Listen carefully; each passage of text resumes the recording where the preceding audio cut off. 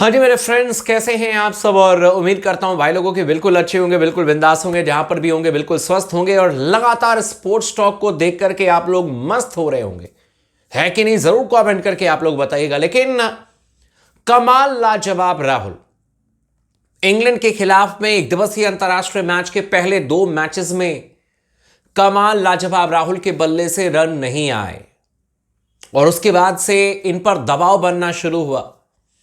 खबरें यहां तक कई सारे मीडिया हाउसेस ने चला लिया कि केएल राहुल को हो सकता है कि बाहर करके अब ऋषभ पंत को मौका दिया जाएगा।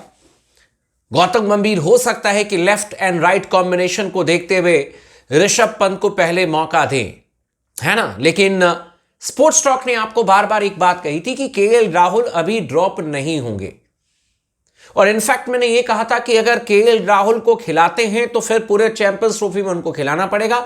अदरवाइज अगर ये तीसरे एक दिवसीय अंतरराष्ट्रीय मैच में ऋषभ पंत को खिलाते तो ऋषभ पंत को पूरा इनको चैंपियंस ट्रॉफी खिलाना पड़ता। लेकिन इन्होंने वही चीजें की जो स्पोर्ट्स टॉक ने कहा भी था कि वही होगा कि केएल राहुल आपको जरूर तीसरे एक दिवसीय अंतरराष्ट्रीय मैच में खेलते हुए दिखेंगे। और केएल राहुल ने आकर के रन किए, 29 गेंदों पर 40 रन की। लेकिन केएल राहुल के सर पर एक नई जिम्मेदारी दी जा सकती है और यह केएल राहुल के फैंस के लिए वाकई में बहुत बड़ी खुशखबरी है। जिम्मेदारी का मतलब यह नहीं है कि उनके ऊपर में कोई बोझ दे दिया जाएगा, लेकिन उन पर भरोसा बहुत ज्यादा कोच और कैप्टन का है, यह साफ तौर पर नजर आ रहा है। क्या बड़ी जिम्मेदारी केएल राहुल को मिलने जा रही है, किस तरीके से केएल राहुल उसकी तैयारी कर रहे हैं और क्या वाकई में इसका जो रिजल्ट है वो बहुत अच्छा होगा भारतीय टीम के लिए, मैं आपको बताऊंगा। चैनल को जरूर सब्सक्राइब कर लीजिएगा, इस वीडियो को आखिरी तक जरूर देखिएगा ताकि पूरी जानकारी मिल जाए। आप कमेंट भी कीजिएगा ताकि आपके मन में जो भी बात है, जो भी सवाल है, वो मैं उसका जवाब देने की कोशिश करूं अपने अगले वीडियो में। देखो भाई, मामला ये फंस रहा है कि इस समय दुबई में हल्की फुल्की बारिश हो रही है, ठीक है, और मौसम थोड़ा सा वहां पर ठंडा है। बांग्लादेश के पास में ठीक ठाक गेंदबाज हैं और ऑब्वियस सी बात है कि अगर थोड़ा सा ओवरकास्ट कंडीशन हुआ, जनरली देखो डेजर्ट है, पूरा रेगिस्तान है दुबई, तो आज तो पूरे दिन भर बारिश हुई है वहां पर दुबई में।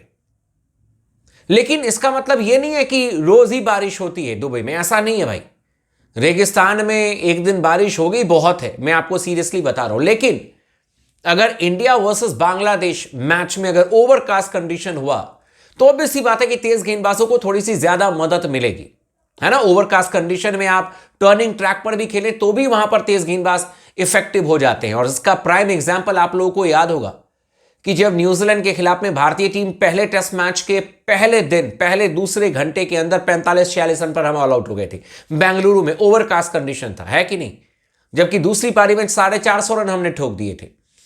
तो अगर ओवरकास्ट कंडीशन हुआ तो तेज गेंदबाजों का जलवा आपको देखने को मिल सकता है और ऐसे में भारतीय टीम यह फैसला कर सकती है, और यह एक्सक्लूसिवली स्पोर्ट्स टॉक आपको बता रहा है कि केएल राहुल जो हैं वो 4 नंबर पर भारतीय टीम के लिए बल्लेबाजी करते हुए दिख सकते हैं।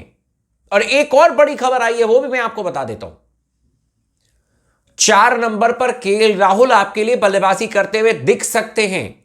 अब बहुत सारे लोगों के मन में सवाल होगा कि क्या श्रेयस अय्यर जो हैं वो कैपेबल नहीं है? More than capable, more than he can do anything. वो बिल्कुल रन कर सकते हैं, लेकिन टेक्निकली ज्यादा साउंड है केएल राहुल और वो प्रेशर को बहुत अच्छी तरीके से एब्जॉर्ब कर सकते हैं। एक्सपीरियंस अच्छा खासा है और शॉर्ट पिच बॉल से उनको बहुत ज्यादा प्रॉब्लम नहीं है। अगर तेज गेंदबाजों का जलवा चला तो उस सूरत में अगर मान लीजिए कि भारतीय टीम को शुरुआत अच्छी नहीं मिली, भारतीय टीम की शुरुआत जो है वो खराब हो गई, है ना, आपके सलामी बल्लेबाज आउट हो गए या आपने 2 विकेट बहुत जल्दी गवा दिया 4-5 ओवर में, तो ऐसे सूरत में काउंटर करने के लिए, काउंटर इन द सेंस कि ये नहीं है कि चौके छक्के लगाने के लिए, बल्कि उस खतरनाक स्पेल को एब्जॉर्ब करने के लिए, झेलने के लिए हो सकता है कि कमाल लाजवाब राहुल को प्रमोट कर दिया जाए बल्लेबाजी में।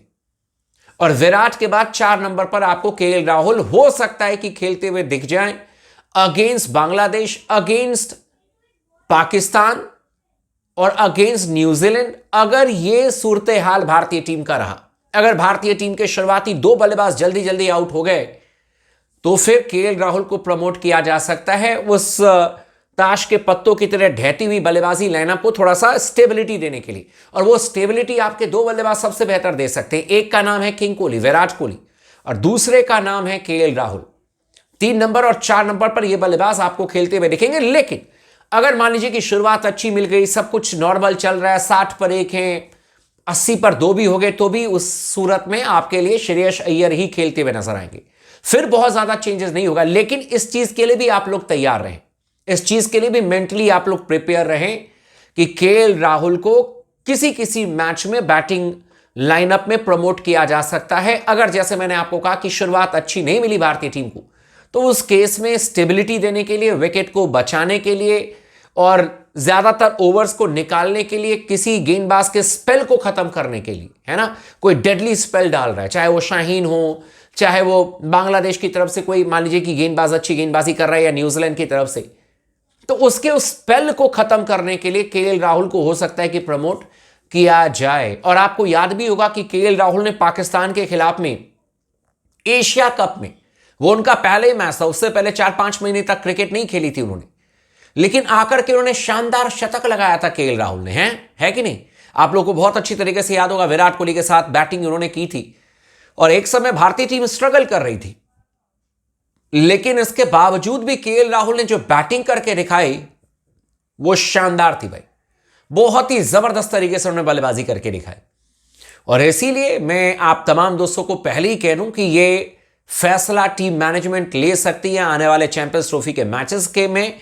और इससे पहले भी कई बार आप लोगों ने सुना होगा कि बैटिंग लाइनअप को लेकर के कोई बहुत ज्यादा फिक्स नजर नहीं आता। हालांकि ये ज्यादातर बयान T20 फॉर्मेट में आए थे कि हमारी बैटिंग लाइनअप में सिर्फ ओपनर सेटल है, बाकी कहीं पर भी कुछ भी बदलाव हो सकता है। लेकिन समय के हिसाब से हमने ओडीआई क्रिकेट में भी बहुत बदलाव देखे हैं गौतम गंभीर के टेन्योर में, और यह पॉसिबिलिटी है कि चैंपियंस ट्रॉफी में यह बदलाव आपको देखने को मिल जाए अगर टीम इंडिया की शुरुआत अच्छी नहीं होती है तो। लेकिन हम सब यही प्रे करेंगे कि शुरुआत तो ऐसी विस्फोटक हो कि सामने वाली टीम को हम पानी पीने तक का मौका ना दें, और मुझे लगता है कि वैसा ही होगा।